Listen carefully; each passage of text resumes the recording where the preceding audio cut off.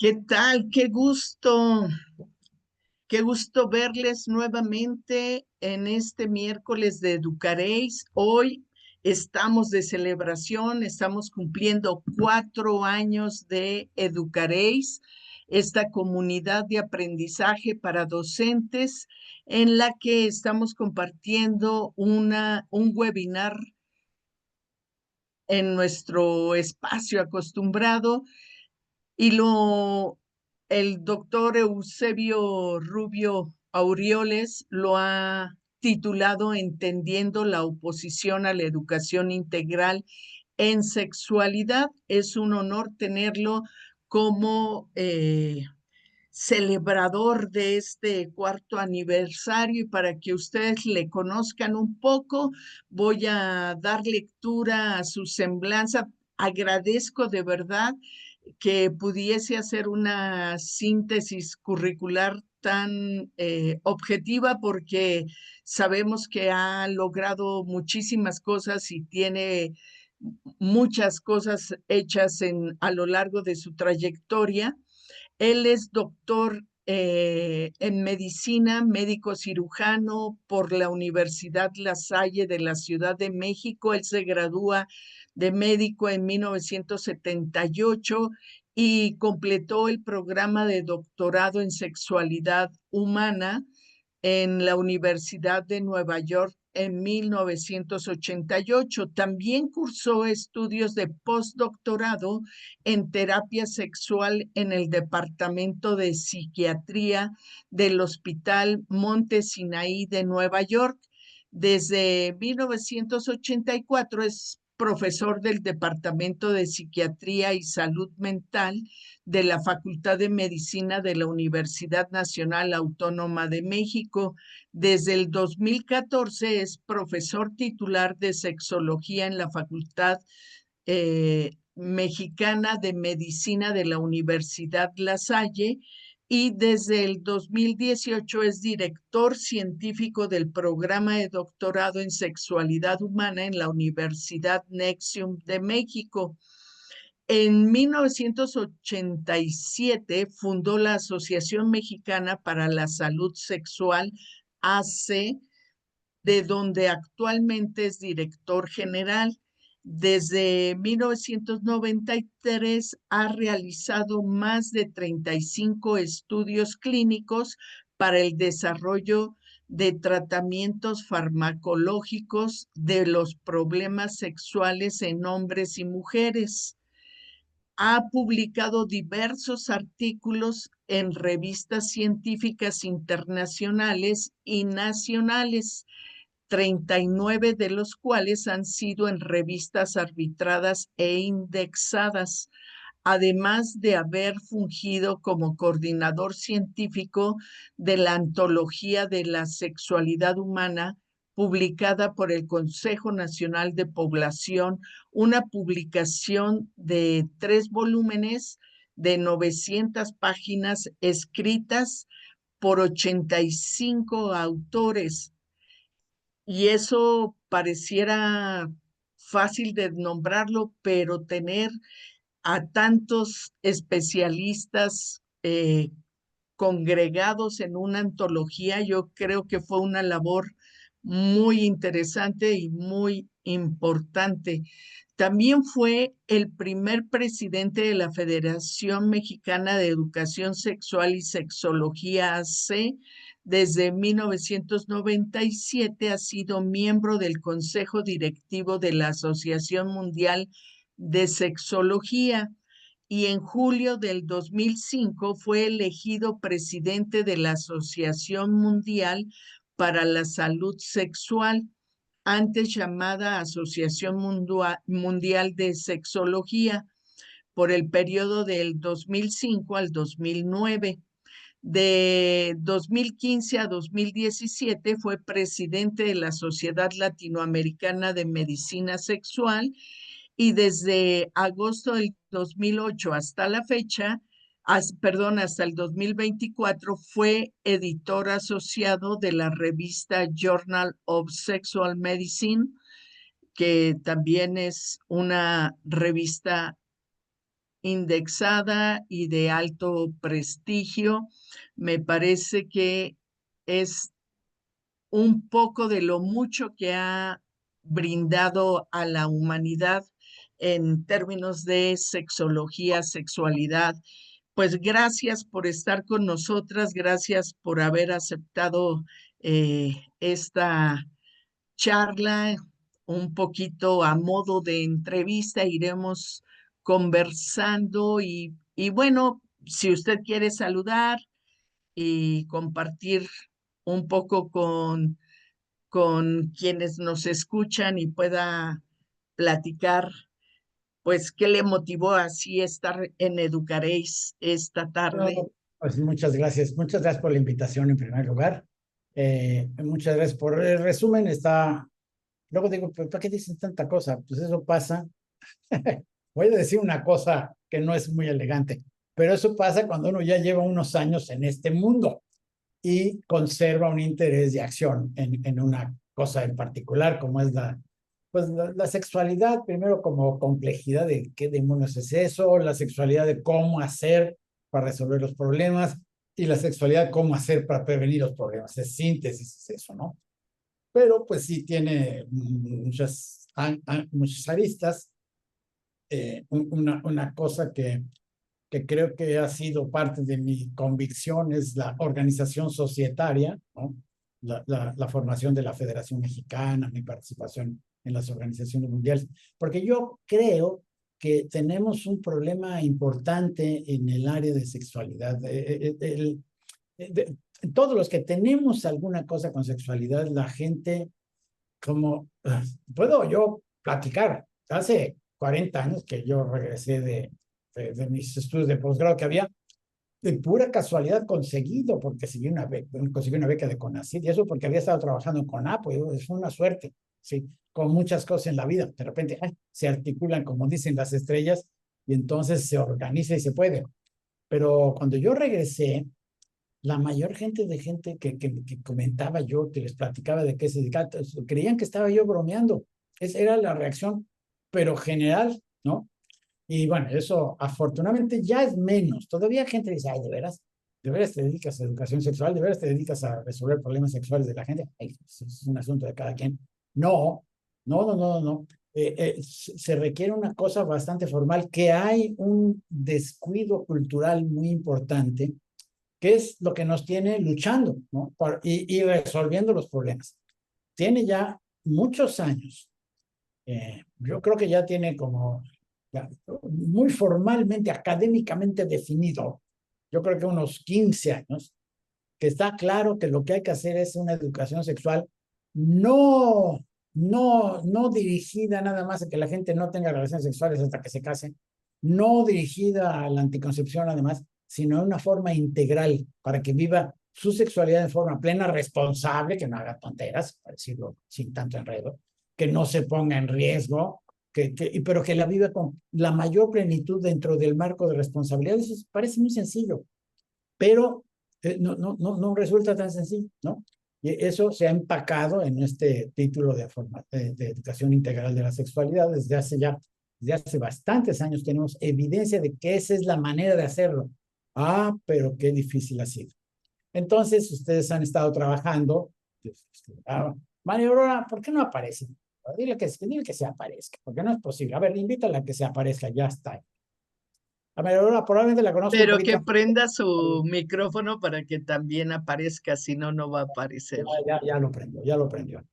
Entonces, bueno, algunas gentes llevamos muchos años aquí luchando con diferentes ángulos de esta realidad voy a decir, la sexualidad escondida y metida en quién sé qué tantos enredos y de... Lo bueno es que estamos en internet y no hay tanta censura, chingaderas. No puede ser, no puede ser. Entonces, de repente, algunos por angas o mangas, nos tocó decir, ¿pero qué demonios es esto? ¿No? ¿De qué se trata este asunto? En un momento en el desarrollo, donde estábamos en la posibilidad de tomar decisiones, porque si uno le toma esa decisión cuando tienes 40 años de dedicarte a una cosa, eso está muy importante, pues sí, ya es muy difícil cambiarse. Y ahí yo creo que yo fui afortunado, ¿no? Porque yo estaba en un momento de decisión en la vida, de ¿a qué me voy a dedicar? eh, yo- puedo platicar un poquito. Yo quería ser psicólogo. Eso quería hacer psicología, porque me fascinaba la conducta humana y las cosas. Pero me influenciaron malamente algunos. Me dijeron, no, no hagas psicología. Mejor haz medicina porque la gente respeta más a los médicos. Y pues sí es cierto eso, sí es cierto. Desafortunadamente, pero es cierto eso. Porque no quiere decir que la psicología no valga, pero la cultura pesa. Yo tomé esa decisión, no me pesa porque a mí me fascina la medicina y el cuerpo, estas cosas, pero por supuesto no se puede entender sin la parte psicológica, sin la parte cultural, sin la parte educativa. Y eso es uno de los retos más grandes que tenemos. Y lo que hace además muy difícil el campo, porque es muy fácil decir, no, no, eso no es así, pues sí, pero que te entiendan, necesitan entender de dónde viene tu afirmación. Y tu afirmación pues viene de una complejidad grande, ¿no? Pero bueno, ya me estoy desviando mucho. Y bueno, cuando me entero que ustedes iban a cumplir 4 años, dijiste, Claudia, que fuiste la invitadora, dije, no, por supuesto, tengo que armar un espacio a ver cómo estoy. Sí, se me complicó un poquito, deben saber, estoy de viaje, no estoy en mi ciudad, pero dije, yo sí me conecto y por supuesto participo en la celebración de 4 años del esfuerzo de educación sexual integral. María Aurora, muchas gracias por la invitación, muchas gracias por tus iniciativas de los últimos años. Al Pues contrario, muchas gracias. Y justo esta iniciativa lo que tiene como finalidad, pues, es poder trastocar la conciencia, la sensibilidad y la capacidad de los docentes, las familias, los estudiantes, porque son quienes nos están siguiendo en redes, para poder construir esta comunidad de aprendizaje y que juntos vayamos dándole un curso a nuestras inquietudes, nuestras necesidades y nuestros deseos de aprender sobre educación integral en sexualidad.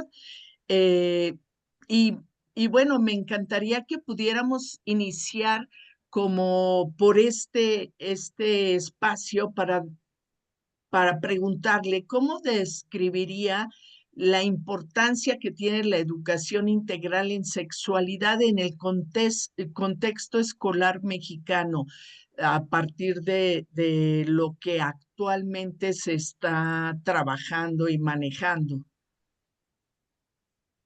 Bueno, yo cuando vi la pregunta dije, está muy fácil, pero no está tan fácil, porque habría que empezar por explicar por qué le decimos educación integral en sexualidad, ¿no?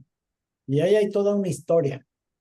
Y es una historia que yo con los años, voy a confesar, María Aurora no tiene todos los años que yo tengo, creo que no. ¿Cuántos años tienes, María Aurora? Confiesa al público. 6. Estás más jovencita que yo, ¿ya ves? Pues yo tengo 7-0. Entonces, bueno, está bien, ya estamos aquí de viejos. Pues sí, pero los años nos dan perspectiva. Y la perspectiva sí es muy interesante.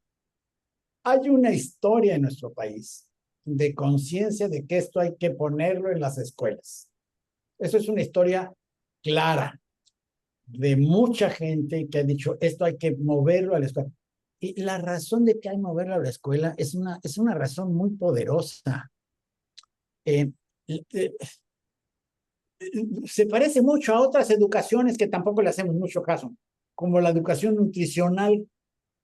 La educación nutricional es tremendamente importante y casi nadie se dedica a darle importancia y anda comiendo todo el mundo lo que puede o lo que le gusta. Y eso es terrible, pero bueno, es otro tema.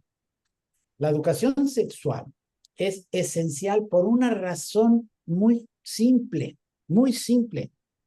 El apetito de comer, hablando de otro apetito, otra cosa fisiológica, es un asunto personal. Nadie nos comemos a nadie. Bueno, a unos caníbales sí, pero la mayoría nadie se come a nadie, ¿no? La mayoría. Es un asunto que se resuelve con los alimentos y listo. Y cada quien literalmente se mete lo que se le antoja en la boca, literalmente. Ocurre que con la sexualidad hay un componente de interacción casi inevitable. También se puede con fantasía, pero casi inevitable, ¿no? Entonces hay un componente de interacción con el otro. Eso le decimos interacción social. Y cuando hay interacción social, no todo está dado. Nada, de todas las interacciones sociales no están dadas. Cualquier interacción social. Voy a poner una muy filosóficamente. La interacción mercantil. Esta no está dada. Esa está llena de convenciones, de acuerdos. Estamos de acuerdo en que estos maíces valen lo mismo que tus tortillas, te doy mis maíces y me das tus tortillas, tiempo de los aztecas. Ni siquiera sé si es exactamente eso. Intercambio no de monedas, pero cuando se aparecen las monedas, el asunto es esencial, el acuerdo. El acuerdo en que me das 10 pesos, los 10 pesos valen más o menos, entonces te los acepto en lo que yo te doy. Parece una locura esto que estoy diciendo, pero eso es la base de la interacción social. Cuando estamos hablando de otras interacciones como me dejas tocar tu cuerpo porque me hace sentir muy bonito. Así que, ¿qué es lo que pasa? ¿No? ¿Por qué tocamos el cuerpo del otro? Porque sentimos bonito. Así. ¿Y por qué sentimos bonito? Es otro boleto, ¿no? Eso tiene que ver con la cosa compleja, neurobioquímica, lo que quiera. Por ahí nos vamos. El hecho es que te toco y me siento bien. Pues sí, pero necesito tocarte. Y como necesito tocarte, necesito la otra persona, necesito la interacción con la otra persona. Y entonces, la interacción con la otra persona no es automática. No ocurre así automáticamente porque decimos, se me antojo y agarro. Bueno, unos así le hacen metro. Ahora que tienen metro en Monterrey, ya vi cómo están construyendo metro aquí, María Aurora. Qué impresión, no se pueden mover gracias al metro que están construyendo. Pero sí, bueno, en México ya tenemos muchos metros, tenemos millones de personas que suben al metro y algunos en lugar de pedir permiso agarran. ¿Qué está pasando ahí? ¿Qué está pasando? ¿Por qué agarran? Pues se les antoja. Ay, qué bueno que se les antoja. No, claro que no.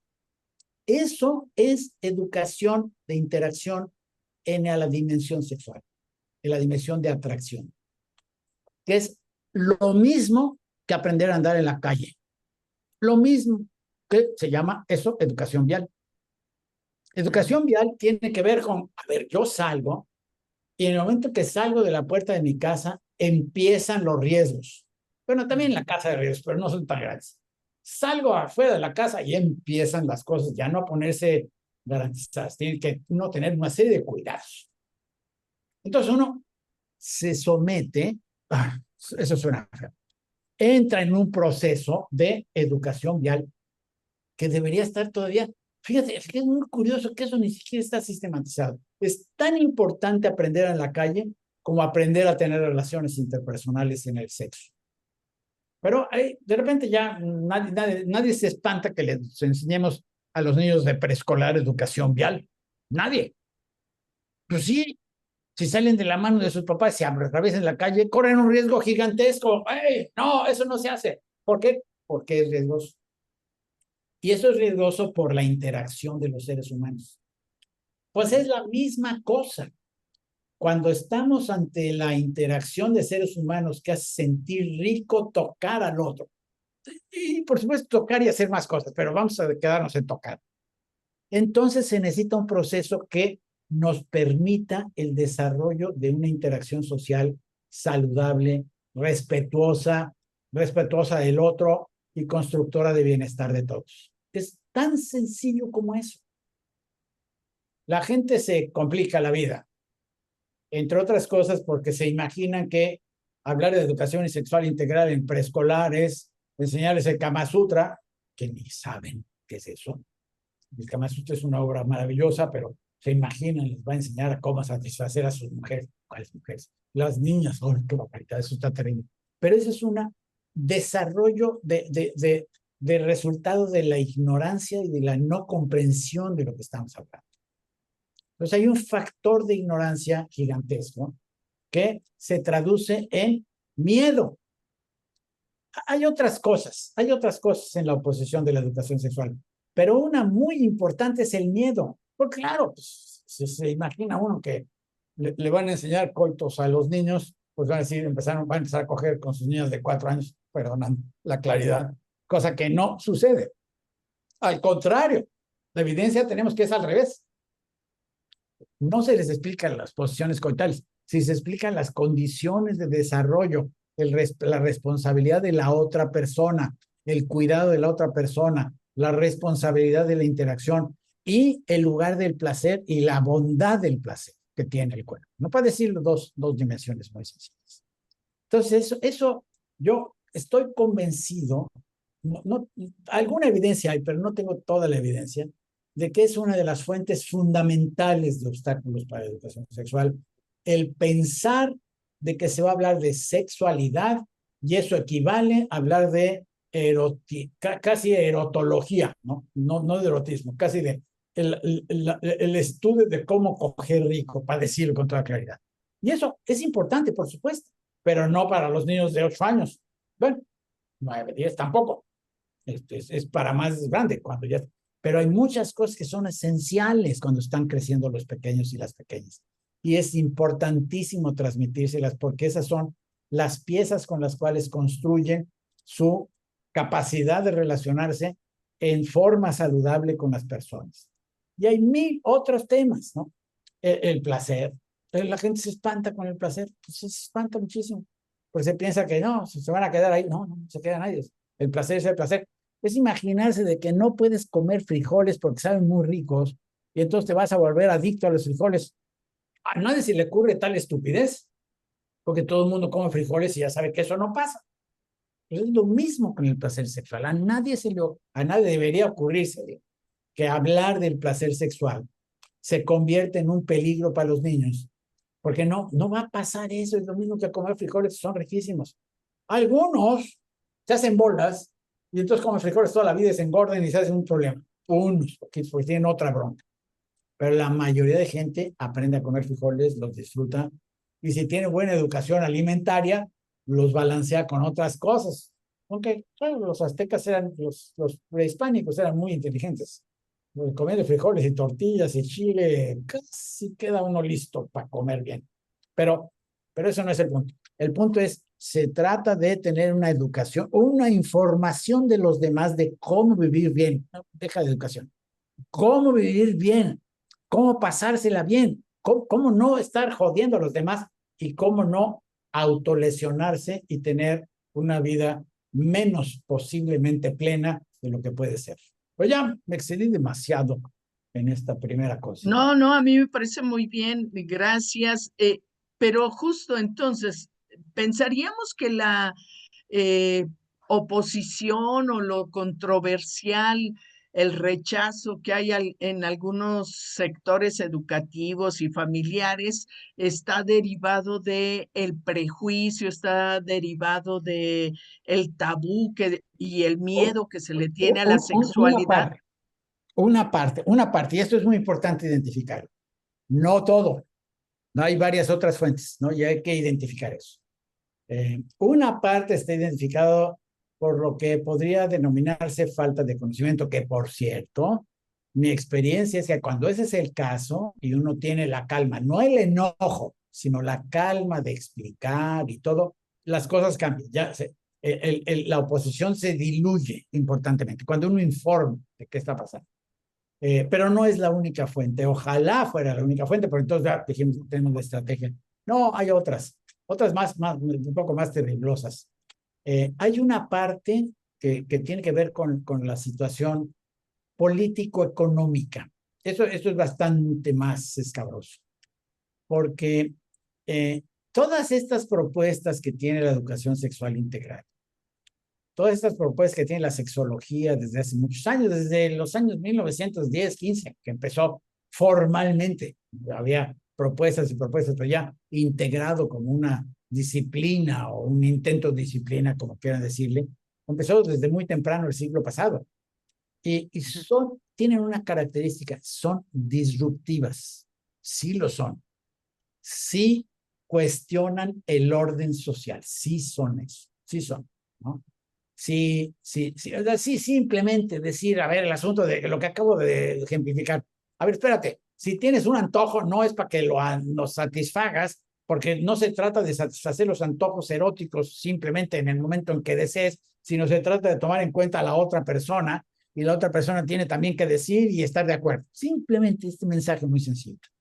Pues ocurre que eso es transgresor de la cultura. Ocurre que eso es. Porque la cultura tiene el mensaje multicitado y multirepresentado en la pornografía de que eso no es cierto. Se le antoja al macho, ya están las chavas dispuestas a complacerlo y coger con él todas las veces que se le antoje. Ese es el mensaje que tiene la porno, ¿no? Y ese es el mensaje que está vigente. Y entonces, sobre todo, si la chava se muestra atractiva, sobre todo si la chava muestra interés en el hombre, entonces cualquiera tiene que someterse a los deseos del hombre. Entonces, claro, que decir simplemente, a ver, espérate tantito, no, se trata de consentir, se trata de que informar bien, se trata de que la otra persona entienda bien de qué se trata y te diga, sí, sin ninguna duda. No, espérame, déjame pensarlo, eso no vale. No, cualquier otra cosa que no sea consentimiento, decir yo quiero, ¿no? Pues eso, tan sencillo como eso, es profundamente disruptivo del orden social.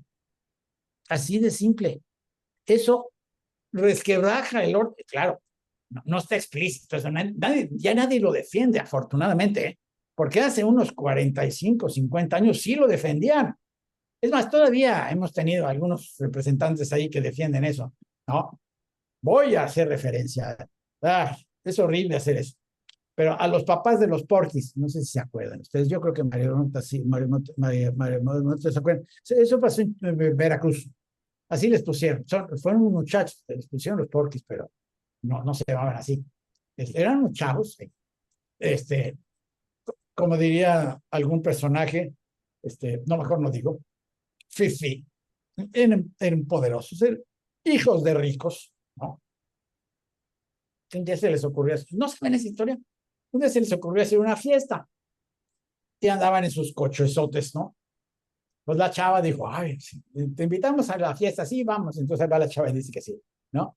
Entonces ya se la llevan a la casa, ya está en la casa, ya están ahí, toma, y que no sé qué.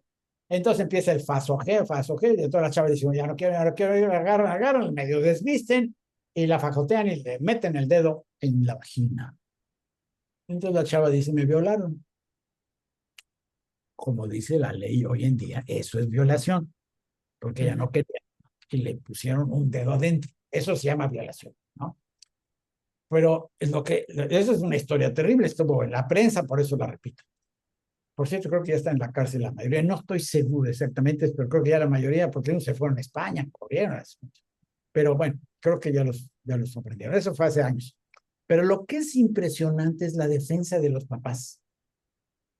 La defensa era, no, pues ella se subió al coche con ellos, no, pues ella fue a la fiesta con ellos, como si eso fuera otorgamiento de consentimiento. Y ese es el asunto, es un mensaje disruptivo.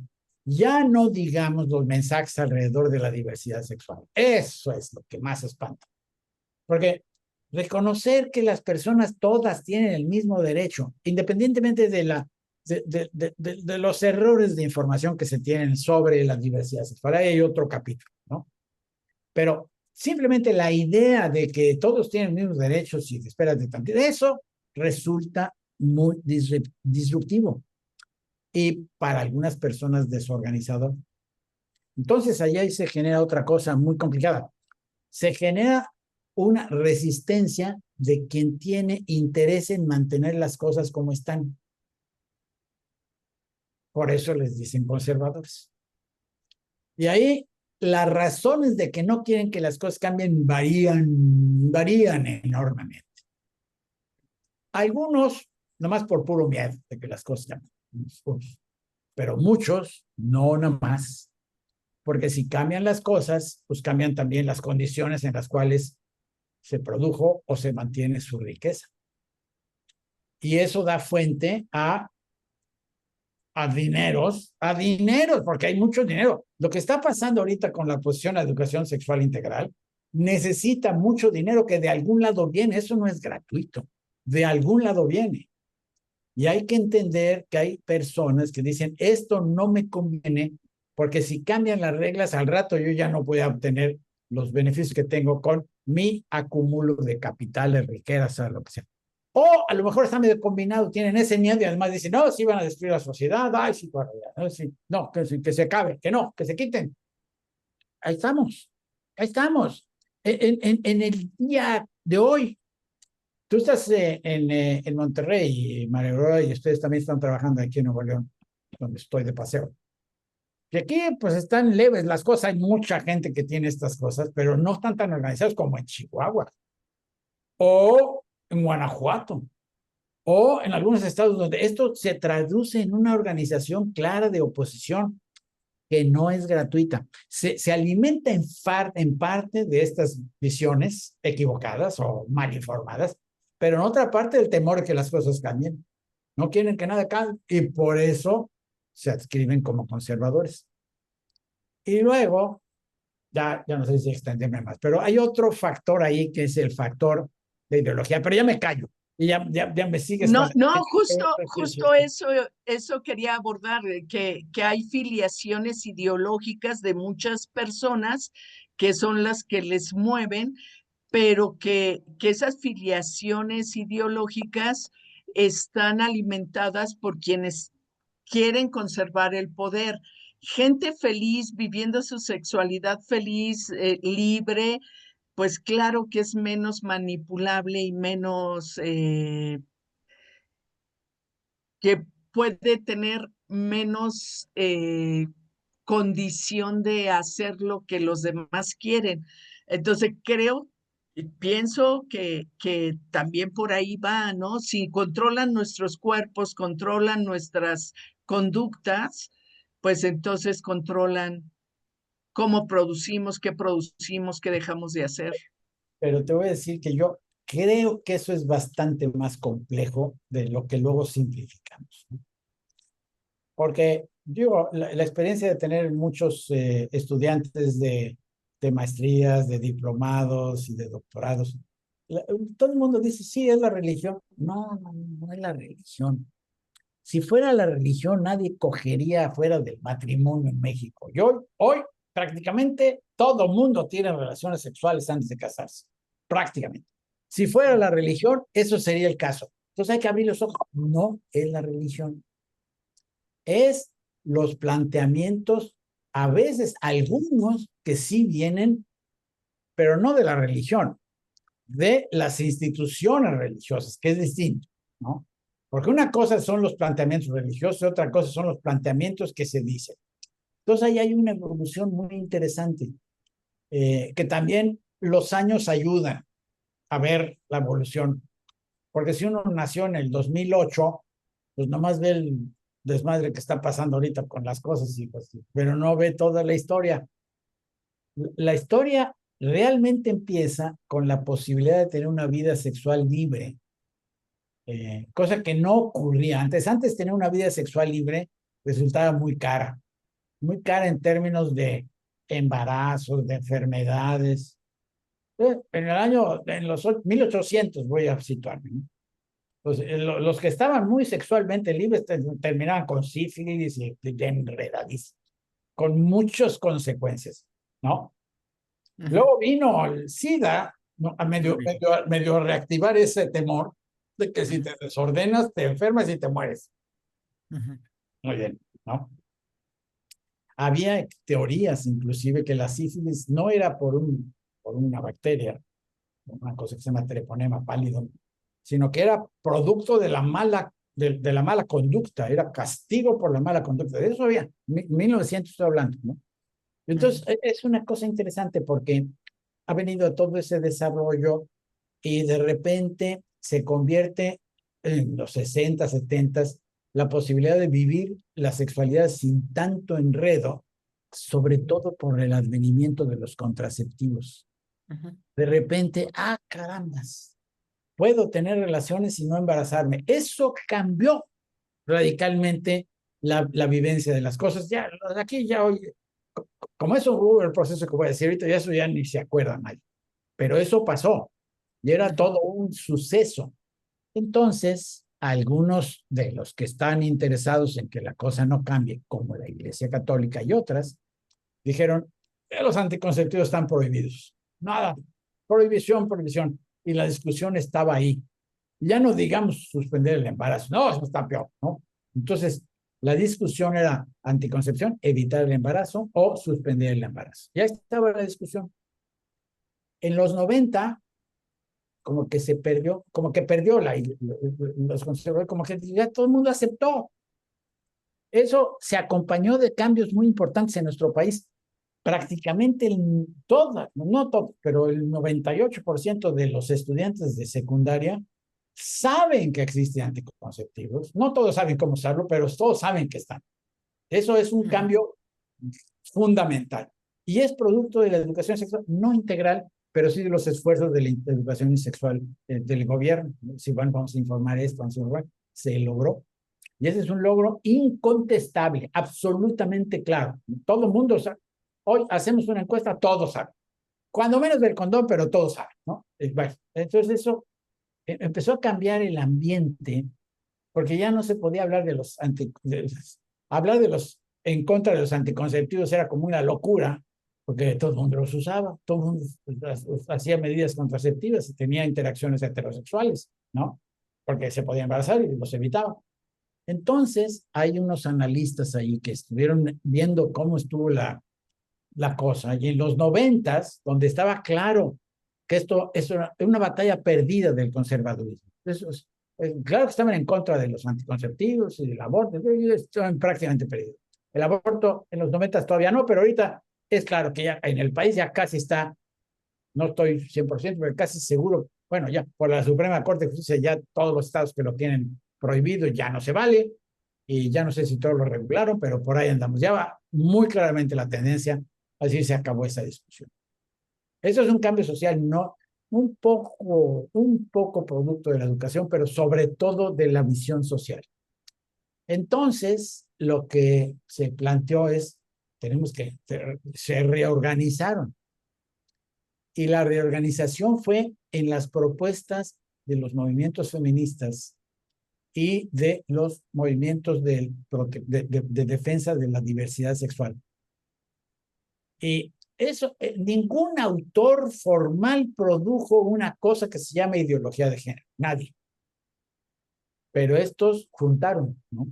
Las propuestas del feminismo, las propuestas de la teoría de género, las protestas de los perspectivas, de los estudios de la mujer, los estudios de la diversidad y los estudios de las minorías. Todo eso lo juntaron y dijeron, esta es una ideología propuesta por un grupo que está promoviendo la destrucción de la sociedad. Y qué alta efectividad ha tenido. Qué desastre. Porque entonces ya la gente ni entiende de dónde sale, nomás sabe que es una cosa malvada que se produjo y que hay que evitar la ideología. Como si alguien la hubiera propuesto. La propuso, la articularon y articularon las propuestas de feminismo. Decía, espérate tantito, se trata de tener igualdad entre hombres y mujeres, digo, es lo esencial. Se trata de igualdad sustantiva, nada de dándole con el dedo. Se trata de rescatar el valor de la diversidad y se trata de reconocer una cosa muy compleja. Eso es complejo y hay que entenderlo. Se trata de entender que la identidad de género no es una cosa gratuita, es una cosa que se construye. En la mayoría de las personas se construye casi solito, sin ningún problema. Pero hay un grupo de gente que eso no pasa. Y de ahí se agarraron y bueno, es un desastre, porque se convencieron gobiernos. El gobierno de Trump ha tomado la ideología de género como argumento y ya eliminó todas las ideas que tenían. Y ya, eso tiene un año y medio, algo así, que llegó al poder y ya, y hasta lo dice en sus órdenes ejecutivas, lo menciona como si fuera verdad, ¿no? Y hay otros países, Brasil, Argentina, varios países donde ya se la creyeron, ya creyeron que esto es un planteamiento que tiene la intención de destruir la familia y destruir la sociedad. Cuando ante toda la evidencia es al revés exactamente. Entonces es una locura esto, parece de veras una cosa de locura, ¿no? Porque No es cierto que la gente que trabaja en el feminismo, no es la gente que trabaja en el desarrollo de derechos para la diversidad, no están tratando de destruir la sociedad, están tratando de mejorar el bienestar de las personas. Pero eso se pierde. Y entonces, ahí hay otro nivel. Sí tiene que ver con política, pero es otro nivel que tiene que ver con una dinámica pues de difusión y de propuestas muy malignas, muy bien diseñadas, hay que decirlo, muy bien diseñadas, que genera un temor de la gente muy, muy importante y que ni siquiera tiene base. Bueno, pues puedo platicar que hace unos 10 años, un poquito más, trabajamos con la SEP en un proceso de educación sexual para profesores, ¿no? Un proceso grande. Entonces, después de que ahí está, de repente nos empezaron a atacar en los medios, ¿no? Dijeron, ahí están los manuales de preescolar que promueven la ideología de género. Ah, entonces, bueno, yo más respondía. Había un par de gentes, no muchas, un par de gentes que dijeron, no, es que eso sí, a ver, entonces, ¿ya leyeron los manuales? No, se los mando. Y después que lo vean, no, aquí no hay nada de ideología, pues claro que no, pues claro que no. Estar promoviendo la no discriminación, estar promoviendo la igualdad, la responsabilidad y el cuidado de las personas no tiene que ver con eso que dicen. Pero eso se ha convertido en un problema gigantesco. Tan problema gigantesco que es difícil de resolver porque yo ahorita cuánto llevo como 10 minutos hablando de esto, ¿no? Y eso es entre expertos, ¿no? Que son los que escuchan esta cosa, ¿no? Pero el problema es que hay que tratar de transmitir y lo que sí hay que reconocerle a los que se oponen, que de repente tienen estrategias mercadológicas muy eficientes. Son marketineros y se dedican a vender y de repente, pues sí venden muy bien, pero es una cosa que vendan verdades y otra cosa que vendan cosas que no tienen sentido. Y ese es el caso con este asunto, que es otro de los problemas grandes porque la gente tiene miedo y es un miedo generado por este movimiento casi automático. Vienen a hacer educación sexual, ay, no, están difundiendo la ideología de género como si fuera un virus maligno que está ahí, hay que estar atento. Entonces es complejo porque se trata de desactivar la idea de que es de veras un virus, de que es de veras una cosa articulada y de ver la diferencia y de demostrar que además se puede con datos. Eso es lo que es desesperante. Se puede con datos mostrar que no se trata de destruir la sociedad, al contrario, de hacer una sociedad más sana, más armónica y hasta el término inclusiva, ahorita no debería decir, porque estoy trabajando con un gobierno de un estado en eso, pero hay que tener cuidado hasta con el término inclusión porque les da miedo. Es un desastre. Bueno, todavía no digas inclusión, di derechos para todos. Y a ver quién dice que no. A ver, dice que a ver quién dice que no. Le pones inclusión y suena todo el mundo gay. No, pero es que es una serie de distorsiones que qué barbaridad. Uno de veras se pone a pensar, pero son las suposiciones que desde claro que no son iguales ahorita, pero lo que pasaba en los inicios de los intentos de educación sexual, de seguro ya conocen la fotografía del archivo Casanova, súper famosa, de mujeres ahí protestando contra la educación sexual de 1933. ¿Sí la conocen? Sí. Yo creo que todo el mundo la conoce. Bueno, no sé esto, pero todo el mundo en el campo la conoce. Pero es maravillosa esa cosa, porque ilustra el proceso de oposición. Entonces es un asunto complejo, pero que no es irresoluble. Yo tengo la idea, no sé qué tan precisa sea, porque esta sí es una abstracción, de que la oposición tiene una distribución en intensidad de la oposición como las distribuciones estadísticas en campana de Gauss, ¿no? Hay unos opositores que son tremendamente opositores y que son el extremo, y esos probablemente son inamovibles, lo que dicen en inglés adamant, o sea, casi como originarios en el diamante o algo así se llama en inglés el término, es decir, que son rigidísimos, pero esos no son la mayoría. La mayoría están en una distribución donde algunos con un poquito de conocimiento, ya con eso, ¿no? Otros con un poquito más de conocimiento, algunos se requieren más intervención para que se muevan del promedio de oposición. Y unos poquitos, esos no les vamos a hacer nada, porque están en un extremo de oposición tan irracional, que bueno, pues no se puede razonar. Y cuando no se puede razonar, pues no hay mucho que hacer. Bueno, se puede, pero no está en el ámbito de las propuestas, las cosas razonadas.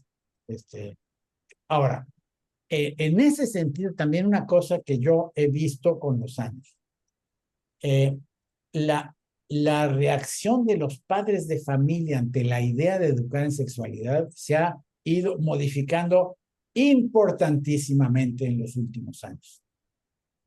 De esa posición generalizada que había en los años 30, hay un porcentaje muy importante de padres de familia que lo integran y lo aceptan. Y si uno tiene la calma de explicarles y de traducir, que a ver, espérate, sí les damos educación sexual, no sé si tengan ustedes oportunidad de actuar, pero muchas veces se abre la oportunidad de hablar en preescolar, ¿no? Los niños tienen 4 o 5 años. Pues sí, hay que decir, no se trata de enseñarles cómo tener posiciones coitales, se trata de enseñar que los componentes, los bloques que construyen la sexualidad se desarrollen en forma saludable. Y cuando ellos tienen esa oportunidad, entonces la cosa cambia, ¿no? Y el número de personas que deciden, muy bien, esto no está tan problemático, creo que sí hace falta, ya, si ni siquiera contrastar con los problemas que sí se resuelven o se mejoran mucho con la educación sexual, ¿no? Porque ahora muchos gobiernos y muchos lugares lo que están tratando de decir, a ver, espérense, tenemos muchos embarazos adolescentes, tenemos que hacer algo. Como si los adolescentes fueran cogelones y que por eso se embarazaran, que ni siquiera eso es real, ¿no? El complejo es bastante más complejo, pero ya no nos metemos ahí, ¿no? Es bastante más enredado el asunto. Pero sí tiene mucho que ver con la falta de educación sexual, eso sí, ¿no? Eso sí. Si tienen educación sexual, la cosa se protege y se esperan y lo planean. El asunto de los errores de información crasos, ¿no? Es decir, no les puedes hablar de diversidad sexual, se van a volver gays.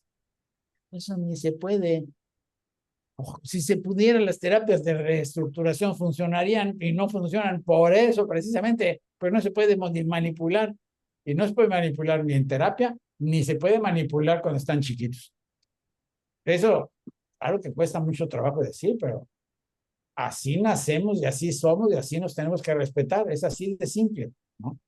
Y esa cosa, pues cuesta más trabajo, pero es importantísimo irla diluyendo para que las cosas vayan moviéndonos hacia la posibilidad. Ya me exhibí demasiado. Ya no me hagas preguntas porque entonces me voy a acabar los últimos minutos que se quedan. No, estaría pensando que si hay como posibilidades de que docentes puedan pensar que con conocimiento, con sensibilidad, con pedagogía o didáctica de explicar a sus comunidades, a las familias, podrían tener menos oposición, así hacer un programa, un proyecto de educación integral en sexualidad. Pensaría efectivamente nuestra experiencia en cursos de capacitación con docentes de los diferentes niveles es que los opositores son muy pocos, pero hacen mucho ruido. Y lo que nos dicen es que generan tanto ruido que les causa temor.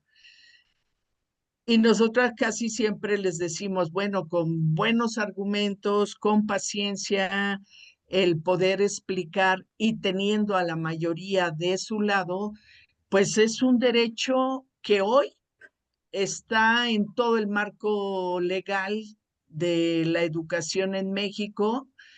Hoy está en planes y programas que es un derecho de los chicos, las chicas, recibir educación integral en sexualidad y es algo a lo que no pueden estarle dando la vuelta. Pero no sé qué opinas sobre eso. No deben, No no deben. darle la vuelta, porque claro que no pueden, pero sí deben, no, bueno, pero no deben, pero sí las. No, pues tiene razón, pero yo creo que ahí, eh, digamos, esa acción de darle esas herramientas a los profesores es esencial, me parece. Sí me parece que creo que tenemos que salir de una dinámica muy propia del campo sexológico, que es eh, la discusión a gritos, o no a gritos, pero vociferando, ¿no? Yo creo que hay que entender, por eso la sugerencia de la plática, hay que entender qué les pasa, ¿no? Porque la oposición puede tener varias fuentes, ¿no? Si la fuente es falta de información, es una cosa. Si la fuente es la influencia de estas ideas de la ideología de género, es otra cosa. Hay que dar un poquitito de información un poco más sofisticada de cómo son las cosas y mostrarle evidencia. Si la fuente es una posición política así eh, inamovible, realmente hay que reconocer que no se puede hacer gran cosa. Y lo que hay que moverse es a otros que tengan poder político sobre esas personas. Y de repente lidiar con los padres de familia que se oponen, sí es importante, no hay que ignorarlos, hay que atenderlos, pero realmente los que tienen que perder el miedo son las autoridades. Demonios, esto está reconocido a nivel constitucional, eso está en los planes de estudio, está en la nueva escuela mexicana, todos los que están buscando cambio, ahí vean lo que dice en los programas de la nueva escuela mexicana, que están absolutamente alineados con las orientaciones internacionales de educación sexual de la UNESCO, para decirlo con toda claridad. Entonces, el asunto está, si alguien se opone, casi siempre es por miedo. Hay que identificar el miedo. Hay que identificar qué está haciéndole oponer. Si le hace oponer alguna creencia, por ejemplo, una cosa muy sencilla, ¿no? Muy sencilla. La idea de que si se habla de diversidad sexual, que es una de las dificultades en las temáticas que todavía no hemos resuelto, ¿no? Pero la idea de que si se habla de diversidad sexual o de masturbación, cállense la boca, ¿no? Entonces, hasta esos problemas, ¿no? Va a generarse una disrupción en el desarrollo de los chavitos o chavitas. Bueno, hay mucha evidencia de que eso no sucede. Hay mucha evidencia de que eso no genera gente gay ni chavas lesbianas. Al contrario, lo único, y eso hay evidencia, lo único que genera es la conciencia de que hay personas así y la necesidad de incluirlas y respetarlas. Eso es lo que genera. Pero hay muchos que piensan que así las personas se vuelven gays. Pero así piensan. Bueno, entonces hay que hacer referencia a algunas historias que no son muy agradables. ¿Saben de dónde se origina ese temor? ¿De dónde viene? ¿No? De la ciencia, pero la ciencia antigua. Que algunas propuestas científicas eso decían, que la cosa era aprendida. Hay propuestas formales, claro, de hace 50, 60 años, que decían, no, pues sí, si lo convencen de tener experiencias sexuales, les va a gustar y se va a volver gay. Así lo decían, tal cual. O la otra es los traumas, ¿no? Si no tenía papá o el papá estaba ausente, entonces por eso vuelve gay. Esas son cosas que estaban propuestas. Entonces ahí viene lo doloroso. Hay que aceptar que la ciencia no siempre atina. Y es cierto que hubo propuestas hace 60, 50 años que no resultaron ciertas. Punto. Así hay que decirlo. Y que ahora tenemos certeza de que eso no sucede. Tenemos certeza, claro, para decirlo con una convicción, hay que saber de dónde viene la certeza y ahí viene el entrenamiento de profesores. Hay que saber de dónde viene, ¿no? Y sí hay evidencia científica, sabemos que eso no pasa, ¿no? Hay varias, pero la transmisión del conocimiento, eso no sucede, no hay un riesgo de que los pequeños se vayan a volver gays por hablarles de homosexualidad. No hay un riesgo de que se vayan a querer masturbar todo el tiempo por hablar de masturbación, ni de tener relaciones sexuales por hablar de relaciones sexuales. Al contrario, eso está bien documentado, que tenemos evidencia de que los grupos que están con una educación más integral de sexualidad, lo que hacen es pensársela más. Claro, eso es bastante lógico, ¿no? se la piensan 2 veces y en lugar de estar haciendo estupideces a los 14 años, se esperan. Y otro es un enredo de las ideas que se difunden con los medios, que nomás repiten cualquier estupidez. Yo me canso de preguntarles a mis alumnos de pregrado en medicina, ¿cuál es la edad promedio de que inician la vida sexual de las personas? No quiero evidenciarlas ahorita a ustedes. Pero ¿cuál es la edad? Más de 5 dicen a los 14. ¿Y eso de dónde salió? Pues, algunos medios dicen que el abuso sexual infantil empieza a los 14. Sí, es cierto, empieza a los 14. En las mujeres violadas a los 14, que esos no son todas. La cifra clarísima de inicio de la vida sexual es a los 17, 17 y medio. Eso se repite estudio tras estudio. Pero andar diciendo que las niñas empiezan a los 14 es terrible. ¿Por qué? Porque las que tienen 15 dicen, chíngale, ya me atrapé, ya me atrasé.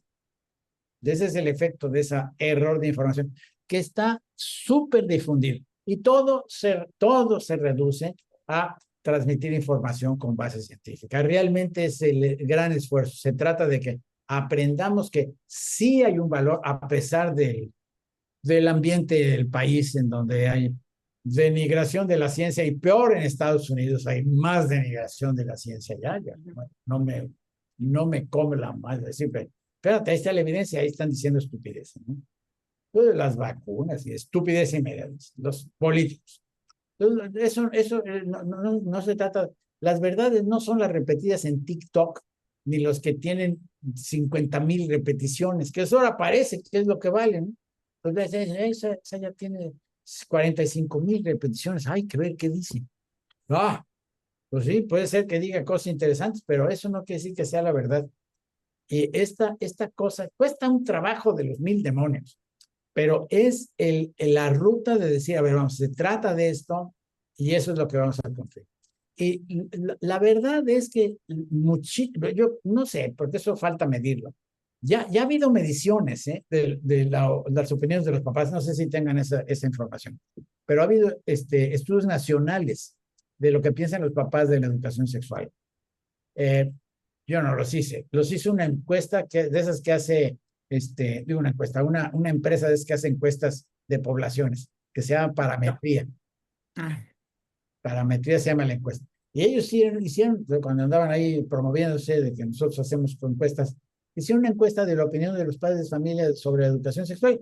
Era abrumadora la mayoría, abrumadora.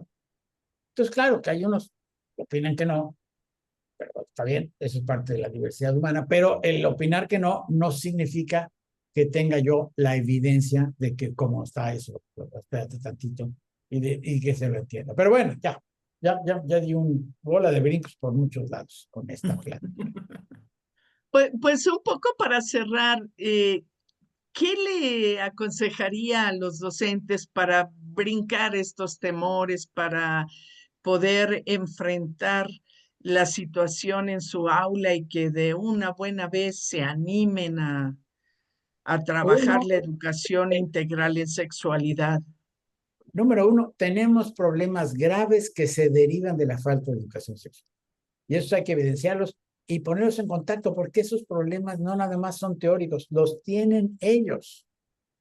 Las chavas violentadas, las chavas embarazadas, los problemas de dificultad de que hacen cosas que se ponen en riesgo, las infecciones, eso es para hablar de las cosas más graves. No es muy eficiente hablar de la necesidad de educación sexual a partir de los problemas, pero algunos que están en la necia se convencen con eso, ¿no? Eso me queda claro, ¿no? Que de repente ven las cifras y dicen, ay caramba, algo hay que hacer. Pues sí, bueno, pues por ahí.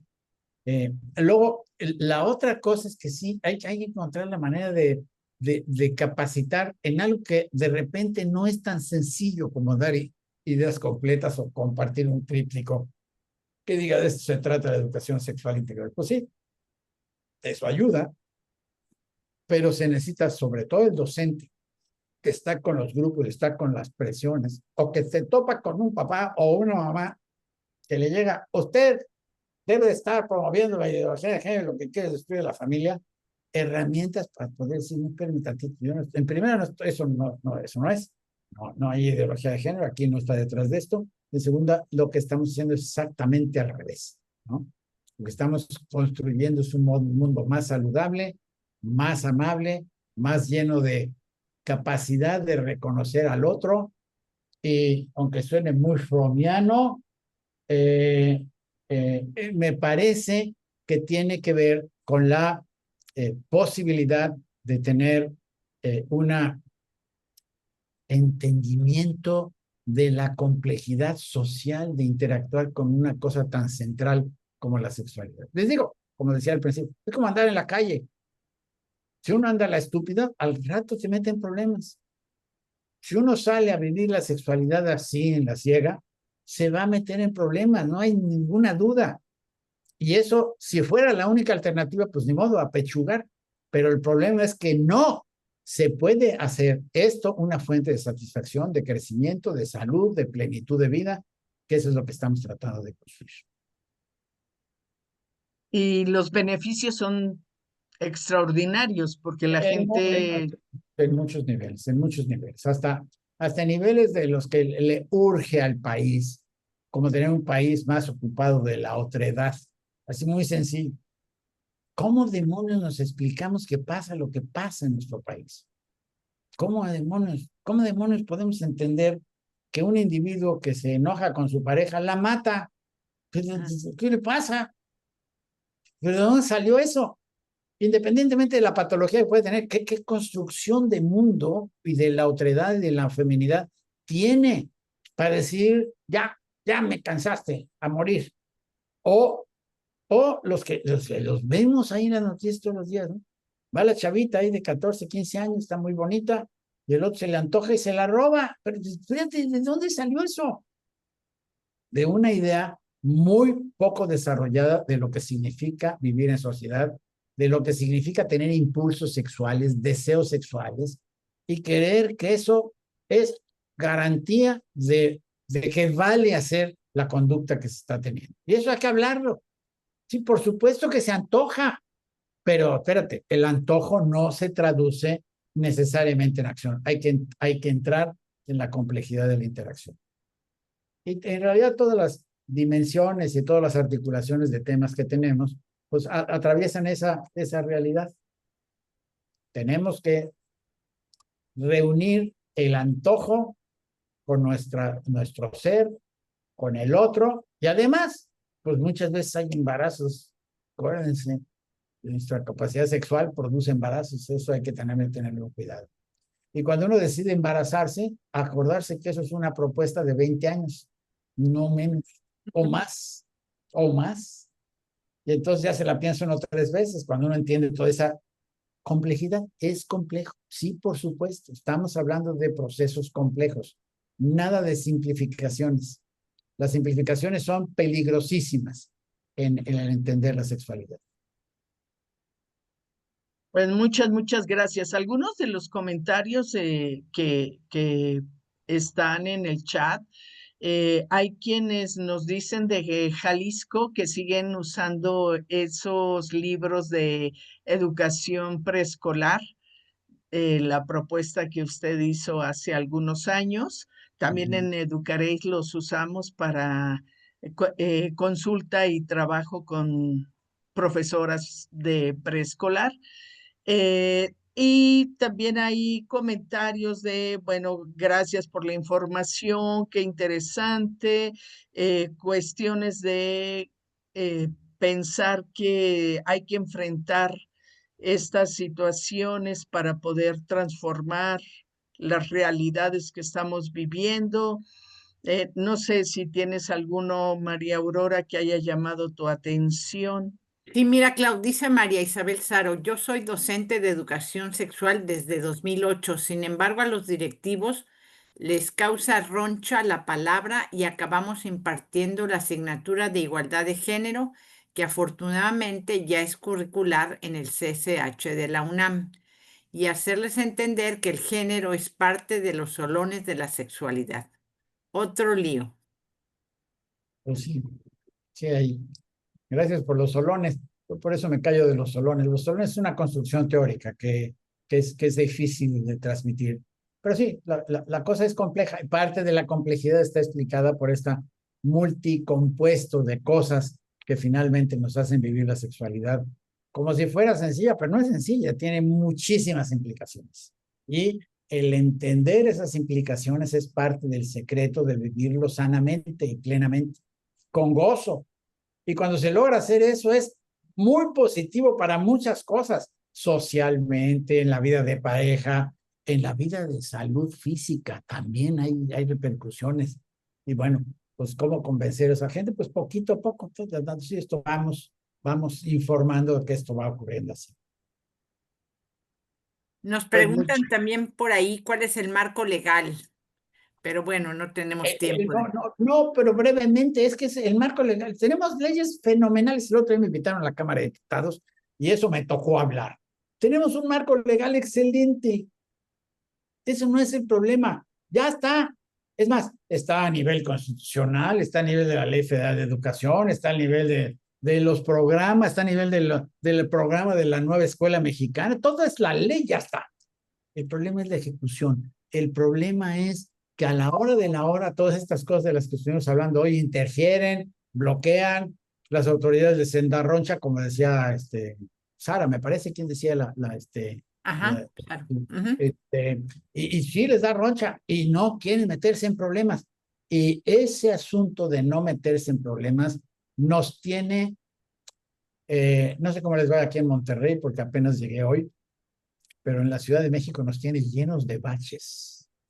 Y esa es una metáfora gigantescamente útil. ¿Sí? ¿No le quieres entrar? Al rato se te deshace lo que tienes. Así de simple. Eso está pasando con las calles en la Ciudad de México. Así nos va a pasar con mucho del país. Si no quieres entrarle a las cosas, al rato vamos a tener más deterioro. Y ya tenemos, nomás vean las estadísticas de violencia sexual. Ven las estadísticas de cómo les va a las parejas.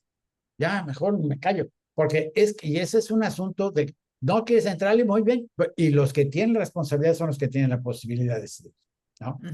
Y claro, pues a ver, ahorita estamos en proceso de transformación, ya no quiero meterme más en política, pero la transformación debe de ser para bien, no para abandonarnos más y no para sacarle el parche, como dice Sara y la gente. Sí, es cierto, hay un miedo gigante de meterse en problemas.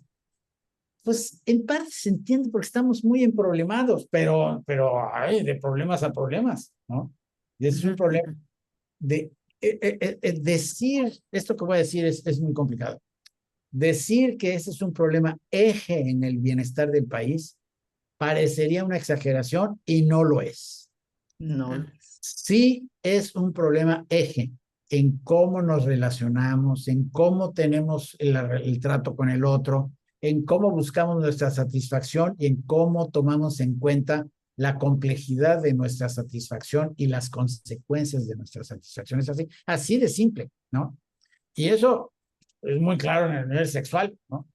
Si yo me desboco en mi impulso erótico y hago un desastre, pues ahí hay hasta crímenes que se cometen. Pero eso se traduce en cómo se organiza la sociedad y al rato, pues eso se traduce en todos los niveles. Eso es una claridad. Por eso, por eso la equidad de género se ha prestigiado como se ha generado. Porque ese simple logro de tener equidad en las naciones produce naciones más eficientes. Es así de simple. Produce naciones que producen más, que tienen más bienestar, que tienen más desarrollo económico. Pues sí, y si uno extiende esa equidad a otros niveles y a una igualdad de gozo y a un aprendizaje de cómo gozar de la vida y del sexo eficientemente. Eficientemente no quiere decir muchos orgasmos, quiere decir muchos orgasmos con responsabilidad y cuidando al otro. Entonces la cosa cambia. Yo ya me excedí mucho. Entonces está claro. Gracias. No Bueno, sé, María Aurora, ¿quieres que pasemos a los anuncios parroquiales por un momento? Hacemos anuncios para quienes nos ven por primera vez.